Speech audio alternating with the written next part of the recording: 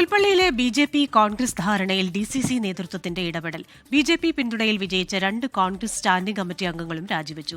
Celine manual, Gita Kunhikrishnan എന്നിവരാണ് രാജിവെച്ചത്. പുൽപ്പള്ളിയിലെ നടപടി പാർട്ടിക്ക് അവമതിപ്പുണ്ടാക്കിയെന്ന് വിലയിരുത്തൽ. ഇന്നലെ നടന്ന സ്റ്റാൻഡിംഗ് കമ്മിറ്റി തെരഞ്ഞെടുപ്പിൽ കോൺഗ്രസിന്റെ അംഗങ്ങൾ മത്സരരംഗത്തേക്ക് വന്നപ്പോൾ ആ കോൺഗ്രസിന്റെ അംഗങ്ങൾക്ക് ബി.ജെ.പി. അംഗങ്ങളുടെ വോട്ട് ലഭിച്ചു എന്നുള്ളത് കൊണ്ട് തന്നെ ആ വോട്ട് ഒരിക്കലും ഐക്യജനാധിപത്യ മുന്നണിക്ക് ബി.ജെ.പിയുടെ അംഗങ്ങളുടെ വോട്ട് കൊണ്ട് ഒരു സ്ഥലത്തും ജയിച്ചു വരേണ്ട ഒരു സാഹചര്യം നിലവിലില്ലാത്തത് കൊണ്ട് തന്നെ ആ സ്ഥാനം രാജിവെക്കാൻ പാർട്ടി അംഗങ്ങളോട് ആവശ്യപ്പെട്ടു. അതിൻ്റെ അടിസ്ഥാനത്തിൽ അംഗങ്ങൾ രാജി കൊടുക്കുകയും ചെയ്തു.